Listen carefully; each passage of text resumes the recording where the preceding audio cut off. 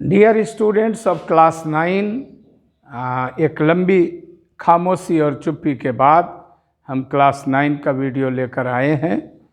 बच्चे लोग कम online classes में जुड़ पाते हैं तो इसलिए दिक्कत होती है, तो अब हम वीडियो अपलोड ही कर दे रहे हैं और कोशिश करेंगे कि लगातार तरह तरह का वीडियो क्लास 9 के फेवर में भी बनाएं। आज हम आपको पढ़ाने जा रहे हैं, हम लोगों की ये जो कान है, जिसको इसको जानते हो, इसको कर्ण पल्लव कहते हैं। पल्लव माने पत्ता होता है विद्यार्थी, जो देख रहे हो कान का ये पत्ता है। आओ हम लोग मानव कर्ण के बारे में हम लोग आज पढ़ते हैं। मनुष्य के कान, वैसे तो कान विभिन्न पशुओं के भी होते हैं, लेकिन हमारे सिलेबस में मनुष्य के कान, ह्यूमन ईयर के बारे में बताया गया है। तुम तो जानते ही हो, देख ही रहे हो, बाल का चित्र है ऊपर में, और ये बाल से ये हल्का ढका हुआ होता है। इसमें हम लोग इत्र रखते हैं, अब बीच बीच में इसको दे के सूंघते रहते हैं, मज़ा आता है। शादी विवाह में खास करके मुस्लिम भाईजान लोग के यहाँ जब हम जाते हैं तो वो लोग तो बहुत तेज़ इत्र देते हैं एक छोटी सी रुई में, और हम देखे हैं कि कई बार स्नान कर लेने के बाद भी अंजुम या मंजुम वो लोग बोलते हैं मुस्लिम लोग। और ख़ास करके अभी तो ईद का भी सीज़न है, सभी मुस्लिम भाइयों को ईद मुबारक। और कोरोना काल के कारण हम जाकर गले तो नहीं मिल सकते हैं, तो आज इसलिए जानबूझकर 9 क्लास का वीडियो बनाया कि हम इसके माध्यम से समस्त अपने उन मुस्लिम छात्र छात्राओं को और उनके परिवार के लोगों को ईद मुबारक कह सकें। मेरे पुराने बिछड़े हुए हमारे विद्यार्थियों को ईद मुबारक कह सके। आप सबको ईद मुबारक, और हमसे ये गले मिल रहे हैं आप, ऐसा अनुभव कीजिए और बढ़ाते रहिए वर्मा सर का सब्सक्राइबर, और दूर दूर तक हमारे चैनल को देखने के लिए लोगों को प्रेरित किया जाए। तो ये मानव का कर्ण पल्लव है। यहीं से जो छेद देख रहे हो, यहीं से ये ध्वनि तरंगों को रिसीव करता है। किन ध्वनि तरंगों को? जिनको ये सुन सकता है, और जिनको नहीं सुन सकता है वो भी इसमें घुसती हैं, लेकिन ये रिजेक्ट करता है, उसको भीतर तक बहुत एक्सेप्ट नहीं करता है। बहुत हाई आवृत्ति की तरंगों को तुम तो जानते ही हो, पढ़ा चुके हैं। 20 हर्ट्ज से 20,000 हर्ट्ज तक की तरंगों को हम लोग सुन सकते हैं। तो क्या उसके ऊपर की तरंगें कानों में नहीं आती हैं? आती हैं, लेकिन कान उनको रिजेक्ट करता है। वो वहाँ वाइब्रेशन क्रिएट करके और उसको ब्रेन तक ट्रांसफ़र करता है। ऐसा नहीं है कि यहाँ जो तुम बोलते हो कि मैं पढ़ रहा हूँ, मैं खेल रहा हूँ, तो वो सारे मैकेनिकल वेव्स में कन्वर्ट होते हैं, और तब हमारा मस्तिष्क उन संवेदनाओं को, जो उनको यांत्रिक तरंगें, ये हमारे मस्तिष्क के सुनने की क्षमता है, जिसके कारण हम लोग कभी कभी नींद में भी किसी आवाज़ को सुन लेते हैं। जैसे तुम 11-12 बजे रात में सोए हुए हो और कोई किवाड़ खटखटा रहा है, तो तुम सोए सोए नींद में ही पूछते हो के हो, तो वहाँ से किवाड़ खटखटाते हुए बोलता है खोल ली हम माछ की है। उन्हें बोलता है कि हम कौन है, लेकिन तुम्हारे मुंह से अचानक ओ मौसा हो, अरे बाप, इतना रात, तो कैसे पहचान गए कि ये आवाज़ तुम्हारे मौसा की है? तुम ढोलक की आवाज़, मृदंग की आवाज़ अलग अलग सुनते हो। ये सब क्षमता हमारे कान के पूरे विश्लेषणात्मक अध्ययन से हमको प्राप्त होती है। आओ पहले इसके बारे में पढ़ें, और उसके बाद ज़रूरत होगी तो इसके बारे में लिखेंगे भी। तो माय डियर स्टूडेंट्स, आओ पहले इसके बारे में पढ़ें। तो ये जो तुमने देखा, ये कान का ये वाला भाग है, ये कर्ण पल्लव। बहुत लोग, अब जो लोग होंगे वैसे कृपया बुरा न मानेंगे, उन्हें हम लोग अपने अंगिका भाषा में कनबुच्चा कहते हैं, जिसका ये कान इस तरह बेचारे का मुड़ा तुड़ा होता है। आई एम सॉरी, भगवान न करे किसी के साथ ऐसा हो। और हमारे कुछ एक रिलेटिव्स भी इस प्रकार के हैं, अगर वो मेरा वीडियो देख रहे हैं तो वेरी वेरी सॉरी। मेरा इरादा किसी ऐसे व्यक्ति पर कोई कमेंट करने का नहीं है। और ये जितने भी आप देखते हैं हमारे द्वारा ये यहाँ पर अपलोड किया गया पिक्चर, ये मेरा बनाया हुआ नहीं है विद्यार्थी। ये सब हम गूगल से एक्सट्रैक्ट करते हैं, निकालते हैं आपको पढ़ाने, और क्षमा मांगते हैं उन लोगों से जिनका इन चित्रों पर कॉपीराइट है। ये मेरी चित्र मैं नहीं है, मैं इसका कोई गलत उपयोग नहीं कर रहा हूँ। मैं निःशुल्क शिक्षा दान देता हूँ 7, 8, 9, 10 को, इसलिए मैं उनके काइंड इनडायरेक्ट परमिशन से ऐसे चित्रों को इस पर अपलोड करता हूँ और फिर पढ़ाने के बाद मैं इसको समाप्त कर देता हूँ। मैं इसका कहीं व्यर्थ उपयोग नहीं करता हूँ। डियर स्टूडेंट्स, और उनको धन्यवाद देता हूँ कि उनके मेहनत के कारण हम लोग इसको पढ़ते हैं। ये जो आप देख रहे हैं ये बोथ लैंग्वेज में कान के भीतरी भाग की बनावट है। भीतरी भाग ये जो देख रहे हैं यहाँ पर, यह कान का बाह्य भाग है। यह जो है यह बाह्य भाग है। ये जो आप देख रहे हैं ये बाह्य कर्ण है।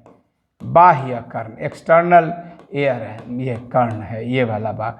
ये छेद से आप अंदर जा रहे हैं तो यहाँ आपकी तरह तरह की यह जो लिखा हुआ देख रहे हैं, आपको अगर ठीक से समझ नहीं आ रहा है, कोई चमक उमक हो रहा है, तो ये यू स्टेकी नलिका है। इसमें लिक्विड भरा रहता है और यही श्रवण नलिका कहलाती है। इसी से वेव्स जो है ब्रेन तक जाते हैं। इसमें ये जो 3 ठो चीज़ है, मुगदरक, निहाई और वलयक, ये 3 चीज़ के बारे में हम विशेष रूप से बता देना चाहते हैं। मुगदरक तो प्राचीन काल में हमारे आपने जो है दंगल पिक्चर देखा होगा, मुगदर घुमाते, मोटा मोटा गोल ऐसा, तो एक हड्डी होती है, मोटी मोटी ऐसी हड्डी होती है। आप किताब में देखिएगा तो आपको वो हड्डी दिखाई पड़ेगी। और ये निहाई जो आपके किताब में एनविल के रूप में लिखी हुई है, ये क्या चीज़ है? ये भी एक विशेष प्रकार की हड्डी होती है। प्यारे विद्यार्थियों, आप लोग कभी न कभी बड़े स्टेशन पर गए होंगे, तो बड़े स्टेशन पर गए होंगे तो आपने देखा होगा कि बाहर में थोड़ा शू पॉलिश करने वाले लोग सब बैठे रहते हैं, बॉक्स ले करके। उनके पास इस तरह का पैर का जूता ऐसा बना हुआ, इस तरह का पैर का जूता ऐसा बना हुआ आपने देखा होगा। इसी पर वो आपके पैर को रखते हैं। यह लोहा का बना होता है और आपको कहते हैं कि इस पर आप पैर को रखिए। लोहा का बना होता है। ये एक तरफ थोड़ा कम निकला रहता है, एक तरफ ज़्यादा निकला रहता है। जैसे आपका पैर होता है ना, तो इस तरफ थोड़ा सा कम निकला रहता है और स्टैंड पर रखा रहता है। वो लोग उसको लोहा को पकड़ के उठाते हैं। अपना सुल्तानगंज स्टेशन पर भी जाइएगा, लॉकडाउन खुलने दीजिए तो आप इसको देखिएगा। ये एनविल कहलाता है। इसको हिंदी में निहाई कहते हैं। इस पर ठोका जाता है खूब कस करके, तो भी ये टूटता नहीं है। जूते चप्पल में काटी। हमारे जो मुस्लिम भाईजान लोग हैं, पता नहीं आज ईद है इसलिए सारी चर्चाएं उस तरफ जा रही हैं, तो हम जब मीट लेने जाते हैं, मटन खरीदने जाते हैं, तो उसको हम लोग कहते हैं एक यही एनविल, उसी पर रख के वो मटन काटते हैं। और हमारे हिंदू भाईजान लोग जो देहातों में रहते हैं, मैं भी एक देहाती आदमी हूँ, तो हम लोग कुट्टी काटने के लिए परकट्ठा का यूज करते हैं। हम लोग देहाती भाषा में, अंगिका भाषा में हम असनी बोले चुकरा परकट्ठा, धरी का परकट्ठे काटी देबो, एकदम कुटिया देबो बोलते हैं कभी कभी गुस्सा में, किसी को लड़ाई झगड़ा में। तो भी एक लकड़ी का टुकड़ा होता है, कड़ा सा, वैसा ही होता है ये निहाई। और तीसरा जो हड्डी है वो कहलाता है वलयक। इस तरह से ये हड्डियां होती हैं, ये वलयक कहलाता है। तो मुगदरक और निहाई और वलयक, ये जो वेव्स घुसती हैं इन्हीं पर चोट करती हैं। जैसे ड्रम बजाते हो ना, वैसे ये बजती हैं और इनके परस्पर कंपन से वहाँ एक मैकेनिकल वेव्स उत्पन्न होता है, जिसकी इंटेंसिटी, आवृत्ति जो तुम बोले हो, जो तुम सुने हो, जो भी, जैसे हारमोनियम सुने तो उसकी आवृत्ति अलग है, ढोलक सुने उसकी आवृत्ति अलग है, कोई आदमी तुमको पुकारा, कोई जैसे हम तुम्हारे टीचर हैं, तुमको हम पढ़ा रहे हैं, तो वो सभी आवृत्तियाँ जो हमारे सुनने की सीमा के अंदर हैं, उनको ये तीनों हड्डी मिल करके, और आगे देख रहे हो एक अंडाकार छेद है और यहीं पर श्रवण तंत्रिका से यह जुड़ा हुआ है, और यह कर्णाव्रत, यह जो देख रहे हो इस तरह का, ये देख रहे हो ना, इस तरह का लोग उगा देते हैं, इसी को कोकेलिया कहते हैं अंग्रेजी में, हिंदी में कहते हैं कर्णावर्त, कोकेलिया। ये वेव्स को मैकेनिकल वेव्स में कन्वर्ट करके, और जानो कान के अंदर लिक्विड होता है विद्यार्थी, तरल होता है, द्रव होता है, वो द्रव में वेव्स पैदा होती हैं। वो वेव्स इलेक्ट्रिकल सिग्नल्स में कन्वर्ट होकर के और कहाँ जाती है, ऑडिटरी नर्व में। ये तुमको इसमें ऐसे झलकेगा, ऑडिटरी नर्व्स, जिसको श्रवण तंत्रिका यहाँ लिखा हुआ है, इसको श्रवण तंत्रिका कहते हैं। श्रवण तंत्रिका, नर्व्स माने ही होता है संवेदना ग्रहण करने वाला, ये श्रवण तंत्रिका में जाता है। यही ईयर कैनाल है, ईयर कैनाल इसको कहते हैं। जो नहीं देख रहे हो ऐसे करके, ये छेद है, इसी छेद से यहाँ पहुँचा, यहाँ पर वह तीनों तरह की हड्डियाँ हैं, वो हड्डियाँ कंपन करी, जो वेव्स इसमें घुसे उन्होंने हड्डियों को कंपित कराया, और वहाँ पर फिर एक मैकेनिकल वेव्स बना, वो फिर लिक्विड को ट्रांसफ़र हुआ, फिर वहाँ पर जो ये कोकेलिया है जिसको कर्णावर्त कहते हैं, उसको आपका इलेक्ट्रिकल सिग्नल्स में उसको कन्वर्ट किया, और वो सिग्नल्स चले जिसको हमारा श्रवण तंत्रिका सुना और मस्तिष्क को ट्रांसफ़र किया, और मस्तिष्क उसको पहचाना कि ये सांप के फुफकारने की आवाज़ है, या मच्छर के भिनभिनाने की आवाज़ है, या और भी कोई आवाज़ है। तो माय डियर स्टूडेंट्स, आप देख रहे हैं कि ये जो चले हैं सारे चीज़ जो आगे बढ़े हैं, ये आगे इनको एक सेल्स मिलता है जो आपको यहाँ फिगर में दिखाई पड़ रहा है, देख रहे हैं। इसको आपको हम यहाँ बना के दिखाते हैं, यहाँ पर बना के दिखाते हैं, आपको अच्छा लगेगा। ये इस तरह के सेल्स होते हैं, है ना। कभी गोर्रा मछली खाए हो बाल वाला, उसी तरह के ये सेल्स में, ये हेयर सेल्स कहलाते हैं, बाल के तरह के ये सेल्स होते हैं। तुम तो जानते ही हो, पढ़े हो, तुम 9th क्लास के स्टूडेंट हो। हर एक सेल में एक कोशिका में केंद्रक होता है, तो इस तरह के इसमें केंद्रिकाएं होती हैं, सो मेनी। तो यही सेल्स हैं माय डियर स्टूडेंट्स। ये सेल्स डैमेज नहीं होने चाहिए, है ना। ये सेल्स डैमेज नहीं होने चाहिए, क्योंकि हमारे जो आवाज़ हम लोग सुनते हो, जो हम लोग कान से कोई भी ध्वनि सुनते हो, उनके प्रवाह में ये बहुत बड़ा काम करती हैं। इन्हीं सेल्स को यहाँ ये बिंदु बिंदु बिंदु बिंदु इस रूप में इसको यहाँ इसमें चित्र सब में दिखाया गया है। इस तरह से ये देखते हो, इसका सेक्शन दिखाया गया है। माय डियर स्टूडेंट्स, यहाँ पर एक बात कह देना चाहते हैं कि यहाँ देख रहे हो अंडाकार विंडो है, ओवेल विंडो, इसी से कान में ये गया है। इसमें ये तरह तरह के तुम्हारे कर्ण में भीतर में बहुत तरह की हड्डियां हैं, और ये डिवीज़न दिखाया गया है। डिवीज़न यानी डिसेक्शन। ईश्वर करे तुम में से कुछ बच्चे नीट कंप्लीट करो, जिसको कंप्लीट करके तुम मेडिकल कॉलेज में इंटर करते हो।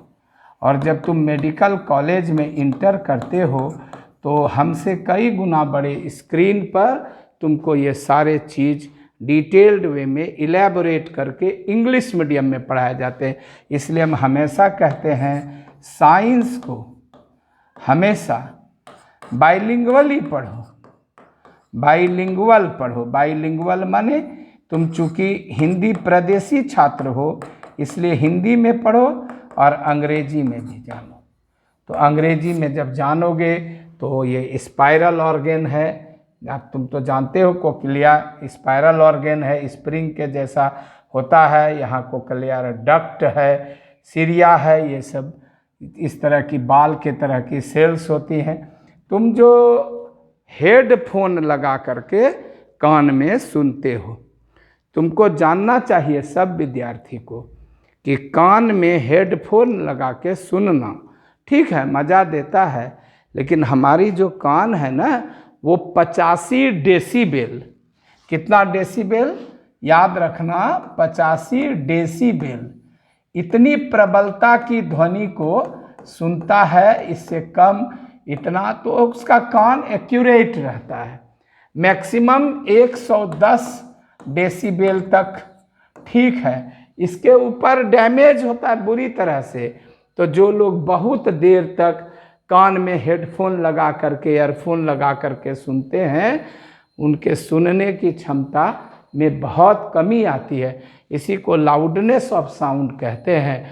और ये डैमेज होता है अगर बहुत तेज आवाज़। इसलिए हमको याद पड़ता है हमारे मौसा जी ड्राइवर थे, तो हमारी मौसी बोलती थी, बूढ़ी मौसी, कि उनके वो रिश्तेदारी में लगते थे तो वो ड्राइवर थे। तो वो चूँकि उस समय रेल इंजन जो चलता था वो धुआं वाली, वो कोयले से जलने वाली, जो तुमको दिखाया है एक पिक्चर सन्नी देओल की आई थी गदर, उसमें दिखाया है, तो वो बड़ी आवाज़ करती थी इंजन। तो आवाज़ सुनते सुनते बहरे हो गए थे। बहुत सारे ऐसे लोग हैं जो रेडियो स्टेशन पर और इन जगहों पर लगातार हेडफोन लगा करके काम करते, बहुत सारा ऐसा सर्विसेज है।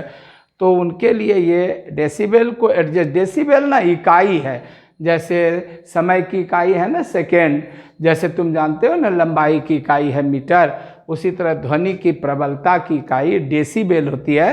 प्रोफेसर ग्राहम बेल के सम्मान में यह इकाई चुनी गई है।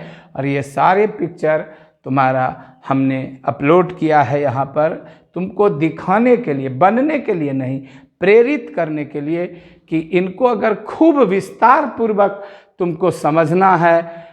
जानते हो ENT स्पेशलिस्ट डॉक्टर होते हैं। हमारा एक मित्र है डॉक्टर अशोक कुमार वर्मा, वो ENT स्पेशलिस्ट है, उसका भाई भी संदीप भी डॉक्टर है।